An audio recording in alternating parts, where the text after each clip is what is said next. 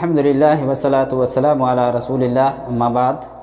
اس سے پہلے نبی صلی اللہ علیہ وسلم کی ذات میں لوگ غلو کرتے ہیں۔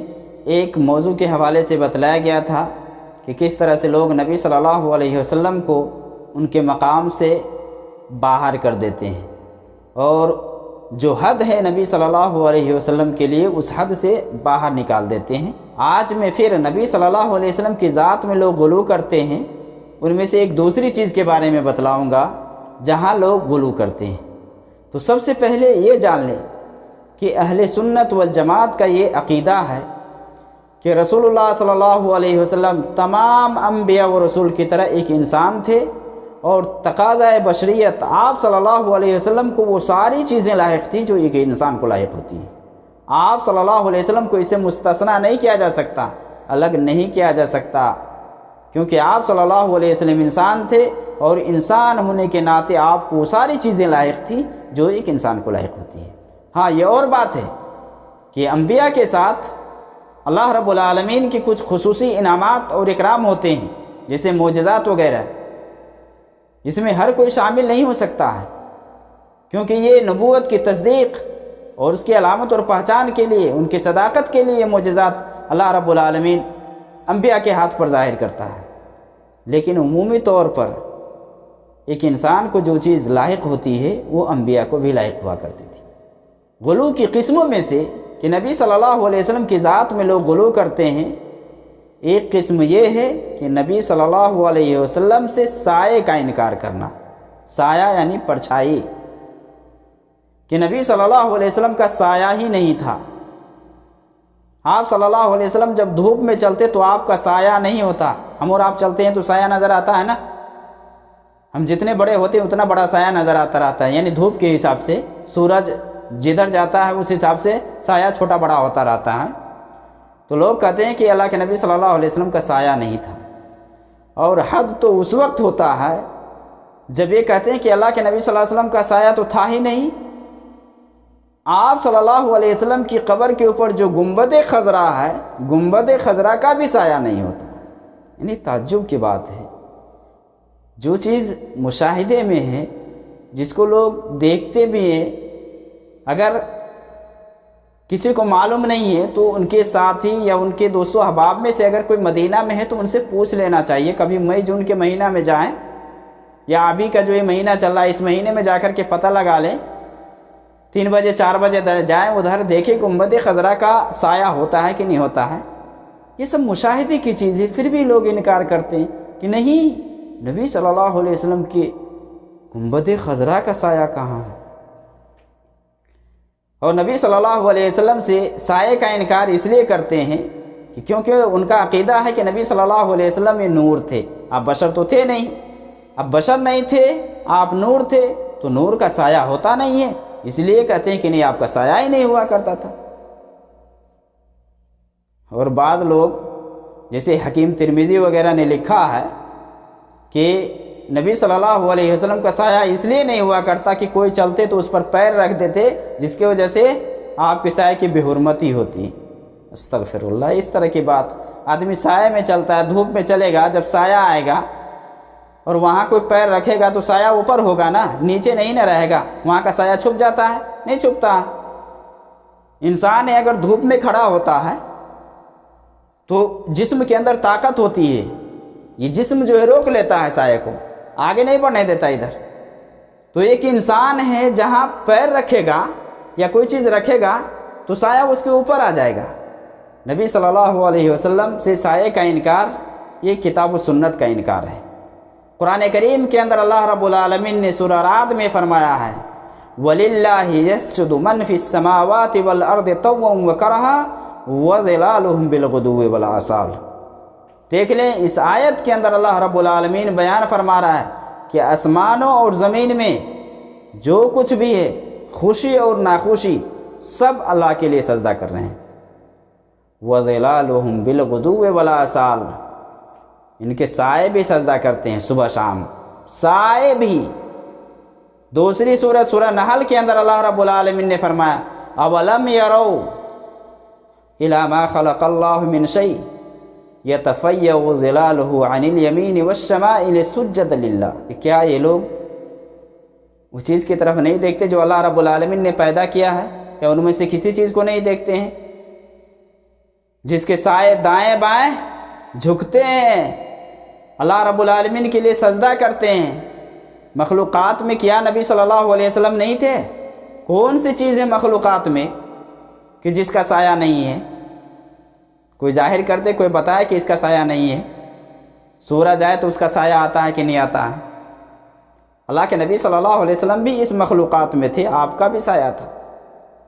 हदीस है, जो लोग अदम साया के कायल हैं वो लोग मनगढ़ंत और मौजू रिवायत को दलील बना करके, जैसे हकीम तिरमिज़ी एक टाइम पास करने वाला बंदा था जिसने किताब लिखी, उसने नवारिदुल उसूल, उसमें उसने ज़िक्र किया कि कोई आदमी इसको मोतबर न जाने, इसे कोई हवाला न पकड़े, मैं टाइम पास करने के लिए ये किताब लिख रहा हूँ। उसमें ज़कवान से एक रिवायत बयान करते हैं कि नबी सल्लल्लाहु अलैहि वसल्लम का साया न तो सूरज में नज़र आता, न तो चाँद रात की चांदनी में नज़र आता।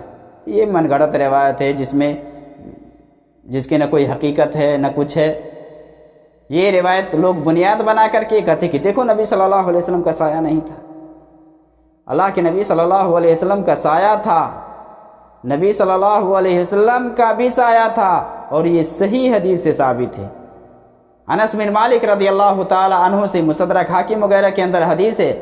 अनस बिन मालिक रज़ी अल्लाह ताला अन्हु बयान फरमाते हैं कि एक दिन अल्लाह के नबी सल्लल्लाहु अलैहि वसल्लम ने हमें सुबह की नमाज़ पढ़ाई।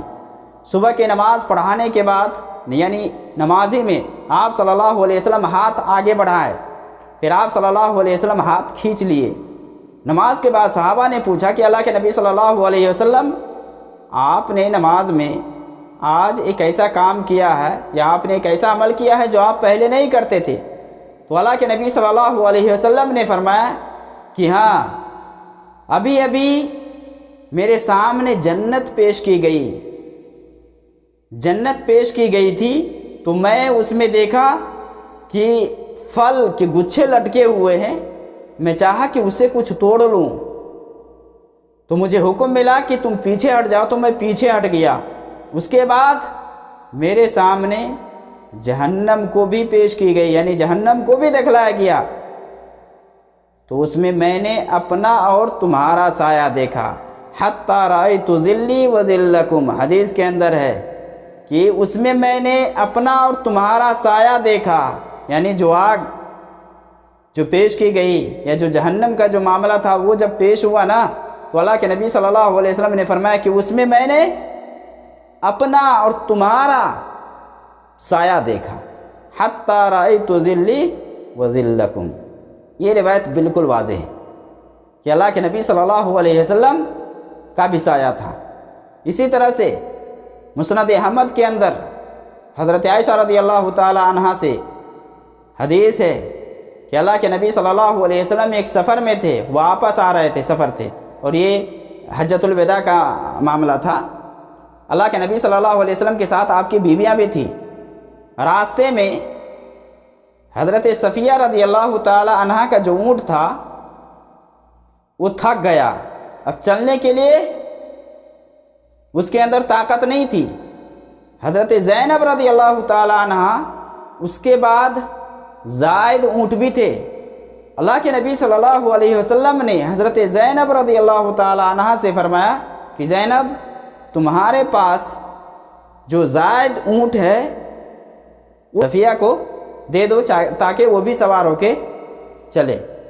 तो हज़रत ज़ैनब रज़ियल्लाहु ताला अन्हा ने क्या फरमाया कि क्या मैं उस यहूदिया को अपना ऊँट दूँ? क्या मैं उसे अपना ऊँट दे दूँ यहूदिया को? यानी तंज़न हज़रत ज़ैनब रज़ियल्लाहु ताला अन्हा ने कहा। अल्लाह के नबी सल्लल्लाहु अलैहि वसल्लम को इससे बहुत तकलीफ़ हुई, आप गुस्सा हो गए।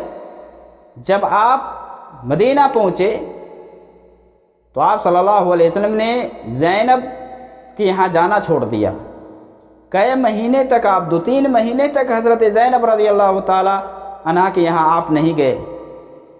हज़रत ज़ैनब रज़ियल्लाहु ताला अन्हा कहती हैं कि मैं मायूस हो गई اور مجھے ایسا لگا کہ اب اللہ کے نبی صلی اللہ علیہ وسلم میرے یہاں تشریف نہیں لائیں گے، اس لیے اللہ کے نبی صلی اللہ علیہ وسلم جس چارپائی پر سوتے تھے اس چارپائی کو اس نے اٹھا کر کے سائڈ کر دیا۔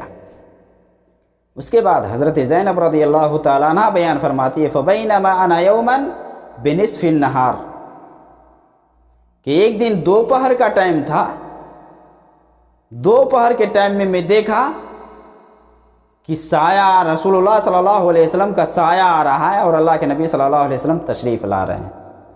بعض روایت کے اندر ہے کہ سایہ پہلے آ رہا تھا، اور وہ بیان کرتی ہیں کہ معلوم نہیں کہ اس وقت اللہ کے نبی صلی اللہ علیہ وسلم تو آتے نہیں ہیں، یہ کس کا سایہ ہے۔ اس کے بعد اللہ کے نبی صلی اللہ علیہ وسلم تشریف لائے۔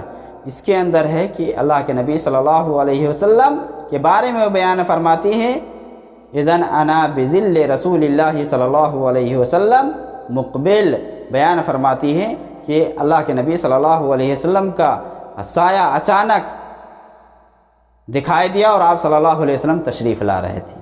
یہ حدیث مسند احمد کے اندر ہے اور یہ بھی روایت صحیح ہے۔ دونوں روایتوں سے یہی پتہ چلتا ہے کہ اللہ کے نبی صلی اللہ علیہ وسلم کا بھی سایہ تھا، ایسا نہیں ہے کہ اللہ کے نبی صلی اللہ علیہ وسلم کا سایہ نہیں تھا۔ اور جو لوگ یہ کہتے ہیں کہ نور کا سایہ نہیں ہوتا وہ غلط ہے۔ اللہ کے نبی صلی اللہ علیہ وسلم تو نور تھے ہی نہیں، آپ بشر تھے، لیکن نور کا بھی سایہ ہوتا ہے۔ صحیح بخاری کے اندر یہ روایت ہے کہ جابر رضی اللہ تعالی عنہ کے والد عبداللہ جب شہید ہو گئے جنگ احد میں، تو کافروں نے جس طریقے سے ان کو شہید کیا تھا، دوسرے صحابہ اس کو چہرے سے کپڑا نہیں اٹھانے دیتے تھے، لیکن حضرت جابر کہتے ہیں کہ میں جا کر کے کپڑا اٹھا کر کے دیکھ کر کے روتا تھا میں دیکھ کر۔ اللہ کے نبی صلی اللہ علیہ وسلم مجھے منع نہیں کرتے تھے، لیکن دوسرے لوگ مجھے منع کرتے تھے۔ اتنے میں میری پھوپھی آ گئی، وہ بھی رونے لگی، تو اللہ کے نبی صلی اللہ علیہ وسلم نے یہ فرمایا کہ تم لوگ روتے رہو، تم لوگ رو یا نہ رو، جب تک تم میت کو اٹھاؤ گے نہیں، یعنی اٹھا نہیں لیتے، تب تک فرشتے برابر اس پر اپنے پروں سے سایہ کیے رہیں گے۔ ما زالت الملائکہ تظلہ بأجنحتہا حتی رفعتموہ، کہ جب تک تم اس میت کو اٹھا نہیں لیتے تب تک فرشتے برابر اس کو اپنے پر سے ڈھکے رہیں گے، سایہ کیے رہیں گے۔ گویا کہ نوری مخلوق کے پاس بھی سایہ، یعنی اس کا بھی سایہ ہوتا ہے۔ فرشتے چونکہ یہ نوری ہیں، ان کا بھی سایہ ہوتا ہے۔ تو جو لوگ نبی صلی اللہ علیہ وسلم سے سایہ کا انکار کرتے ہیں وہ غلط ہے۔ نبی صلی اللہ علیہ وسلم کا سایہ تھا۔ نبی صلی اللہ علیہ وسلم کے بارے میں صحیح روایت کے اندر بالکل واضح ہے، مستدرک حاکم کے اندر، مسند احمد کے اندر، کہ اللہ کے نبی صلی اللہ علیہ وسلم کا سایہ تھا۔ لہذا ہمیں نبی صلی اللہ علیہ وسلم سے سایہ کا انکار کرنا یہ ہمارے لیے درست نہیں ہے، یا ہمیں ایسی چیزوں سے دور رہنا چاہیے جس کے حوالے سے کوئی دلیل نہیں ہے۔ اللہ رب العالمین ہمیں صحیح دین سمجھنے کی توفیق دے۔ وصلی اللہ علی النبی۔